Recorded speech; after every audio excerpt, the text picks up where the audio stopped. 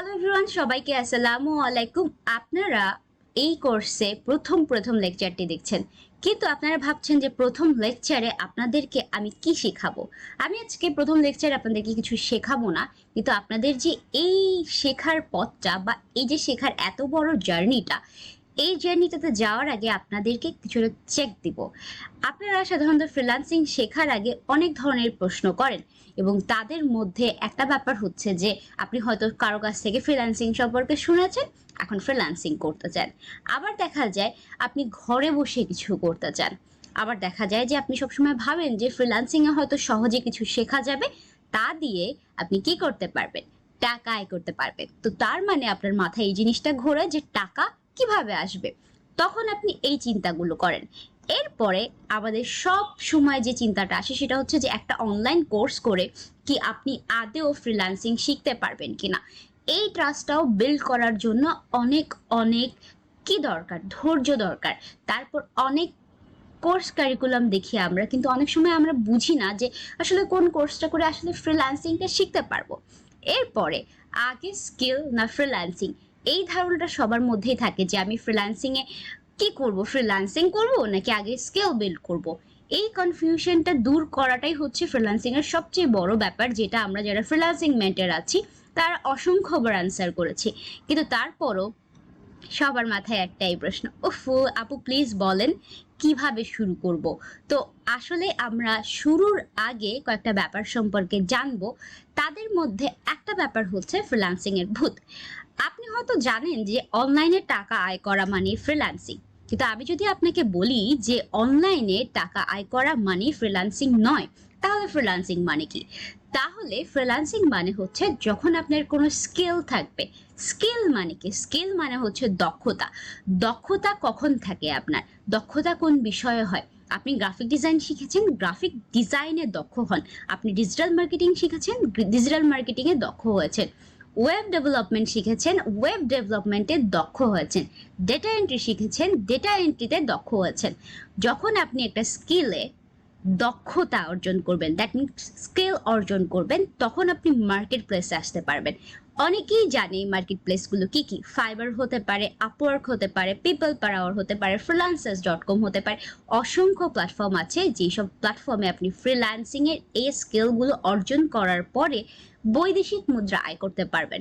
কিন্তু আমি যদি আপনাকে বলি যে গতানুগতিক ফ্রিল্যান্সিংটা হচ্ছে এটা, কিন্তু এখন বর্তমানে এই যে 2020-তে আমরা যখন এই কোর্সটা আপলোড করছি, তখন দেখা যায় যে ইন্ডিডের মতো প্ল্যাটফর্ম, সেই প্ল্যাটফর্ম বাংলাদেশে যেমন বিডি জবস রয়েছে, সেই রকম গ্লোবালি ইন্ডিডের মতো প্ল্যাটফর্ম রয়েছে যেখানে আপনি ফ্রিল্যান্সিংয়ের বাইরেও স্কিল অর্জন করে অ্যাপ্লাই করতে পারছেন এবং বিভিন্ন ধরনের জবও পাচ্ছেন। এবং যেহেতু বাইরে থেকে এখন বৈদেশিক মুদ্রা আনা বা রেমিটেন্স আনা খুব সহজ হয়ে গেছে, তো এর জন্য গতানুগতিক ফ্রিল্যান্সিং থেকে আমরা একটু বেরিয়ে এসেছি।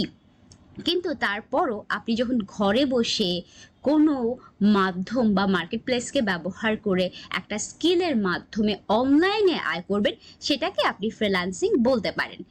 এখন আপনার নিশ্চয়ই মাথায় প্রশ্ন আসছে যে আপু আমি ফ্রিল্যান্সিং করবো কিভাবে। কিন্তু তার আগে আমি আপনাকে বলি যে কেন আপনি ফ্রিল্যান্সিং করবেন না।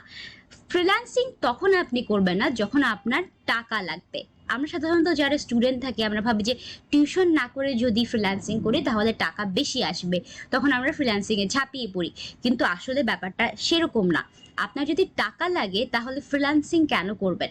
ফ্রিল্যান্সিং করার জন্য আপনার আগে দক্ষতা অর্জন করতে হবে, এবং এটা একটা দীর্ঘমেয়াদী প্রসেস। সো তার মানে আপনার যদি খুব জরুরি ভিত্তিতে টাকা লাগে তাহলে অবভিয়াসলি ফ্রিল্যান্সিংয়ে আসার জন্য আমি রেকমেন্ড করব না। এরপরে আপনারা অনেকেই থাকেন যারা টেক সার্ভি না, ভালোভাবে ফেসবুক চালাতে পারি না, ইন্টারনেট চালাতে পারি না, ব্রাউজ করতে পারি না, সবসময় ভাবি যে আমি শুরু করব কিভাবে, এখানেই আটকে থাকি। তাদেরকেও আমি রেকমেন্ড করব না যে আপনি ফ্রিল্যান্সিং শুরু করুন প্রথমে, কারণ আপনাকে প্রথমে বেসিক কম্পিউটার বা ইন্টারনেট ব্রাউজিংটা শিখতে হবে। এরপরে অনেকেই ভাবে যে টাকা আয় করব কিভাবে, অথবা আপনার এই যে কোর্সটা করলাম এটার পরে কি আমি টাকা আয় করতে পারবো, আপনি কি টাকার গ্যারান্টি দিবেন? এই ধরনের যাদের মেন্টালিটি থাকবে বা মানসিকতা থাকবে তাদেরকে আমি বলবো যে ফ্রিল্যান্সিং হচ্ছে একটা দক্ষতা অর্জনের জায়গায়। এখানে আয় করার ব্যাপারটা পরে, আগে শিখুন পরে আয় করুন। এর জন্য এটাও বাদ। এরপরে কত জলদি শিখতে পারবো। আপনার যদি কোনো কিছু শেখার তাড়া লাগে, জাস্ট আপনি চিন্তা করেন যে আমার শেখার তাড়া আছে, তাহলে আমি আপনাকে রেকমেন্ড করছি না ফ্রিল্যান্সিং, কারণ এটা দীর্ঘমেয়াদী প্রসেস এবং এটা আপনাকে আস্তে ধীরে খুব ভালো করে রপ্ত করতে হবে।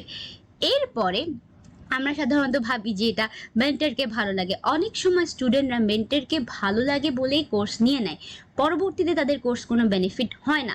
এর জন্য আপনি এইটাও বাদ দিবেন। এরপরে আমার কোনো স্কিল নেই, আমি ভালো ইংরেজি পারি না, আমি ইন্টারনেটটা চালাতে পারি না, তাহলেও তারাও কিন্তু ফ্রিল্যান্সিংয়ে আসা খুব জরুরি ভিত্তিতে তারা না আসলেও পারে। তারা আগে এই স্কিলগুলো করতে পারে, ইংরেজিতে ভালো হতে পারে, ইন্টারনেট ব্রাউজিং শিখতে পারে, তারপরে তারা এই ধরনের প্ল্যাটফর্মে আসতে পারে।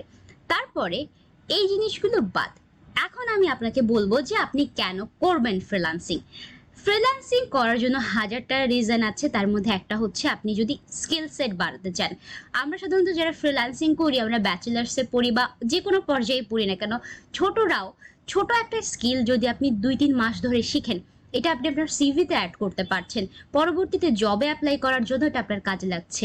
আপনি যে ফ্রিল্যান্সিংই করবেন এটা দিয়ে, এটার কিন্তু কোনো কথা নেই। আপনি কিন্তু এই যে স্কিলটা অর্জন করলেন, এটা কিন্তু আপনার পানিতে গেল না। এরপরে সময় হাতে আছে বলে, অনেকেরই অনেক সময় থাকে, চাকরি করে আসার পরে বাসায় বসে বসে পেপার পড়া, টিভি দেখা, অনেক সময় থাকে, অনেক বাড়তি সময় থাকে আমাদের জীবনে। তা আমরা চাই যে ওই বাড়তি সময়টা যদি কাজে লাগাতাম বা কোনো স্কিল শিখতাম, বা ওই টাইমটা যদি আমরা ফ্রিল্যান্সিং করতে পারতাম, তাহলে কত ভালো হতো, তাই না? সো তাহলেও আপনি ফ্রিল্যান্সিং ব্যাপারে রিসার্চ করা শুরু করতে পারেন। এরপরে টেক স্যাভি হতে চায়।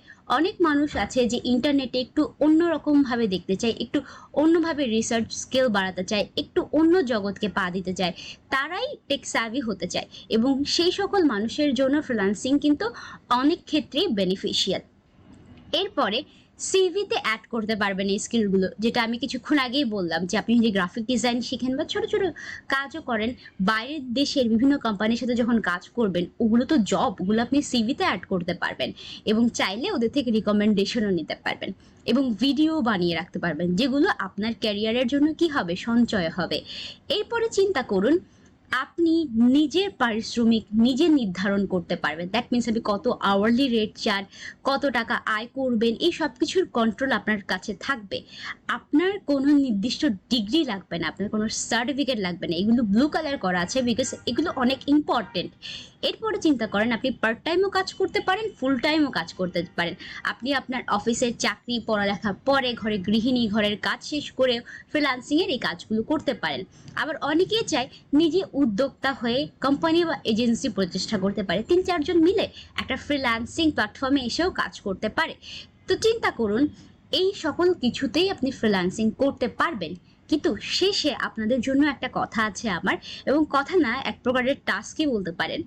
আপনি যখন ফ্রিল্যান্সিংয়ে আসবেন বা এই যে ভিডিওটা দেখলেন, এটা দেখার পরে খুব সিলি মনে হতে পারে আপনার কাছে, কিন্তু এটা আপনার ধৈর্য পরীক্ষা। আপনি এটা কাগজ দিবেন, কাগজ নিয়ে 20 বার লিখবেন আপনি ফ্রিল্যান্সিং শিখতে চান, আমি ফ্রিল্যান্সিং শিখতে চাই, এটা আপনি 20 বার লিখবেন। আপনার যদি 20 বার লেখার মানে ধৈর্য থাকে, তাহলে আপনি ফ্রিল্যান্সিং এর এই কোর্সটা করতে পারবেন এবং আসলেই আপনার জীবনে ধৈর্য আছে। আমি একটা ছোট টাস্ক দিলাম, এটা যদি আপনি না করে স্কিপ করে যান, তাহলে ফ্রিল্যান্সিং এ তো আপনার হাজারটা হাজারটা টাস্ক কমপ্লিট করতে হবে। তাহলে কিভাবে পারবেন বলুন? তো এর জন্য আপনাদের এই টাস্কটা করবেন অবভিয়াসলি, এবং এই করার পরেই আপনি জানতে পারবেন যে আপনার ধৈর্য আছে কিনা এবং আপনি ফ্রিল্যান্সিং পারবেন কিনা। ফ্রিল্যান্সিং কিন্তু যে কেউ করতে পারে, কিন্তু তার জন্য আপনার ধৈর্য অনেক বড় একটা হার্ডওয়ার্কিং মানসিকতা নিয়ে আসা লাগে। সো প্রথম লেকচারটা এতটুকুই। পরবর্তী লেকচারে সবার সাথে দেখা হবে এবং পরবর্তী লেকচারে আমি আপনাদেরকে জানাবো যে আসলে ফ্রিল্যান্সিং এর আগে আপনাদের কি কি স্কিলস দরকার হয়। টিল দেন সবাই ভালো থাকুন, সুস্থ থাকুন, আল্লাহ হাফেজ।